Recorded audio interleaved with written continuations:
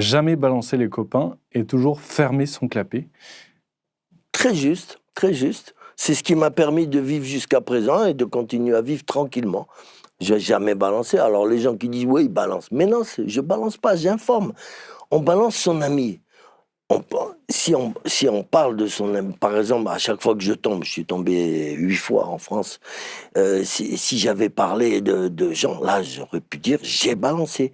Mais moi, tout le monde peut le dire, tous les magistrats de France me connaissent, ils peuvent dire que moi, quand je suis devant un tribunal, bouche fermée, bouche cousue, c'est tout. Je donne mon adresse, mon nom, et ça s'arrête là.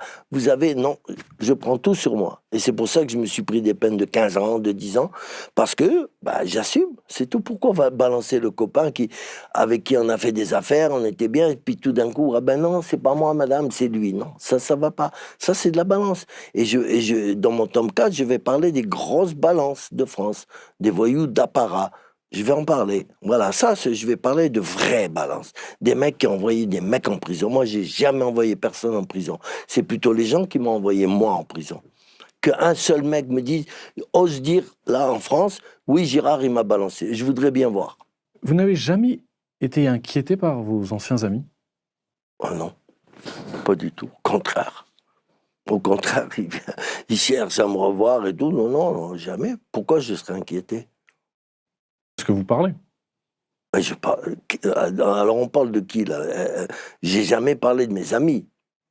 D'accord. D'ailleurs, j'en ai eu si peu que j'ai jamais parlé de mes amis. Moi, tous les gens que j'ai, allez, on va dire balancés, si ça peut faire plaisir, c'était pas mes amis, c'était des clients. Et des clients que je n'aimais pas à la base. J'ai jamais pu aimer, moi, Johnny, quand je le voyais dans l'état où il était. Mais vous parlez pas que de vos clients, Claude vous parlez Brassens. de Francis le Belge, Francis le Belge n'a jamais été mon ami. Non, non, non, ça a Gaëtan été mon Zampa? client. Ça a été mon client. Il n'a jamais été mon ami. Gaëtan Zampa non plus. J'étais associé avec lui sur la Hollande, Belgique, Allemagne, pas en France. Donc je précise bien, pour les gens qui croient que moi, j'ai fait toute ma vie criminelle en France, non. Moi, j'ai été un voyou international, d'accord? Ça a commencé au Maroc, puis Marbella, la Hollande, tout ça. International. Donc, je ne restais jamais en place. Je ne suis pas comme ces voyous-là qui restent en place, qui font la mafia ici dans des quartiers et tout, avec l'aide de la police, je précise. D'accord? Et moi, je suis pas comme ça. On me dit, ouais, à Marseille. Mais à Marseille, moi, je suis allé 2 ou 3 fois pour voir Gaëtan Zampa dans sa ferme. Mais la ville de Marseille, je la connais même pas. Maintenant, je la connais, je suis allé visiter. Mais avant, à Marseille, j'ai jamais fait ma mafia quelque part en France. Non, non, non. Moi, j'habitais en Hollande. On m'a appelé, j'ai besoin de 5 kilos d'héroïne, je l'ai emmené le lendemain ici, à Paris ou ailleurs, et point barre, et c'est comme ça que j'ai vécu. J'ai allé chercher du shit en Espagne, boum, je l'ai emmené ici, etc. J'étais un voyou libre et sans, allez, on va dire, sans domicile fixe, SDF presque. J'avais des maisons partout, mais j'étais SDF. On ne pouvait pas me donner une adresse en France, par exemple. Donc, je n'ai jamais été en place en France, qu'on se le dise bien. Parce qu'il y a des gens qui, ouais, mais nous, en Marseille, on ne connaît pas. Mais non, vous ne connaissez pas. C'est normal. J'ai jamais vécu à Marseille. J'ai jamais exercé à Marseille. Non. Moi, quand j'allais à Marseille, c'était pour voir Gaëtan Zampa, pour lui parler de nos affaires en Hollande, en Allemagne, en Belgique. On avait des vitrines, on avait des Eros Center. Gaëtan Zampa était un homme très avisé. Je l'appelais le Napoléon du crime, Gaëtan Zampa. C'était un mec qui connaissait la vie de Napoléon par cœur et il suivait un peu. Et bon, on a fait des erreurs, c'est sûr, de grosses erreurs. Et voilà, mais parce qu'on a sous-estimé les Hollandais, et tout ça, voilà, on les a trop sous-estimés. Mais voilà, donc je suis un voyou international, ça existe. C'est quoi le grand banditisme maintenant? Quel regard vous portez sur le grand banditisme? Zéro. Il y a pas. Le grand banditisme, c'est quand on. Évidemment, je fais partie du grand banditisme. Ça, c'est quand je braquais. Ça, c'était du banditisme. D'accord? Aujourd'hui, c'est plus du banditisme. Aujourd'hui, je trouve même pas un nom pour qualifier ça. C'est tout et n'importe quoi. C'est le business. C'est le business. Le grand banditisme avant, c'est quand on avait une paire de couilles comme ça, qu'on prenait une mitraillette, comme j'ai fait en Hollande ou en Espagne, et qu'on allait braquer des appart-hôtels, des banques, des bijouteries. Ça, c'était du grand banditisme.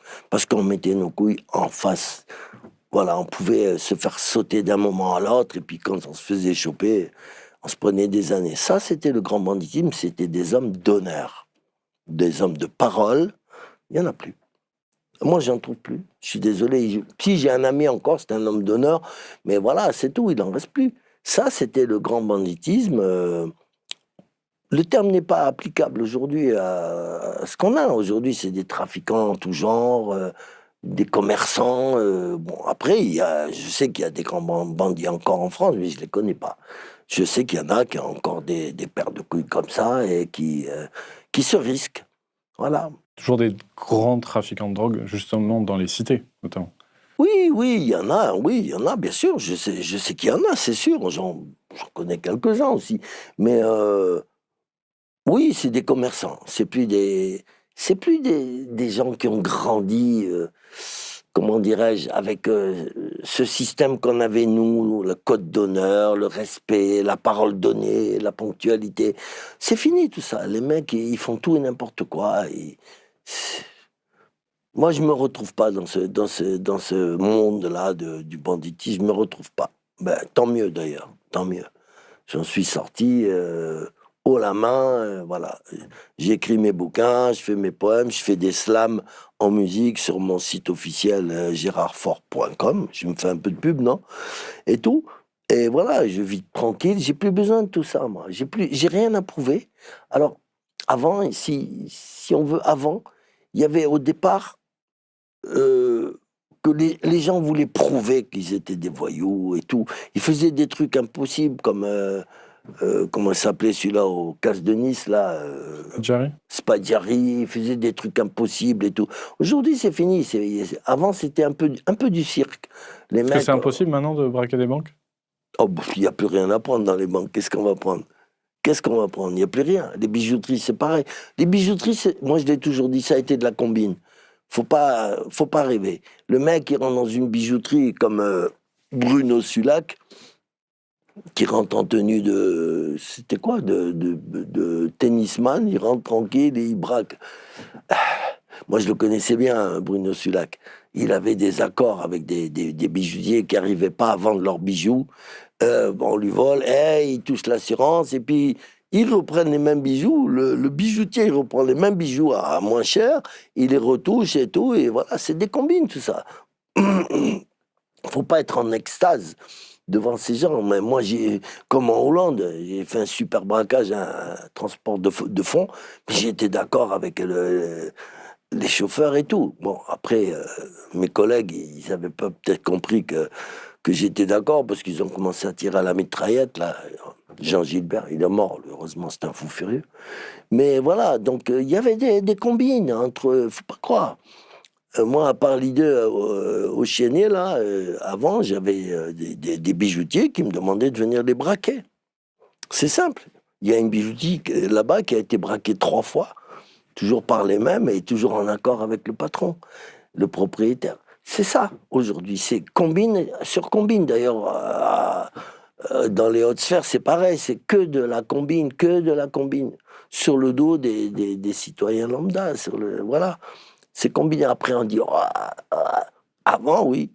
Avant, braquer une bijouterie, je me suis fait choper à Madrid. J'ai fait 1 an de prison, c'était pas énorme. Mais braquer une bijouterie ou un appart-hôtel, il y avait du pognon dans les appart-hôtels. On prenait les casiers et tout, bourrés d'oseille et tout. Les Allemands, les Suisses, il y avait des devises, on ne savait plus où les mettre.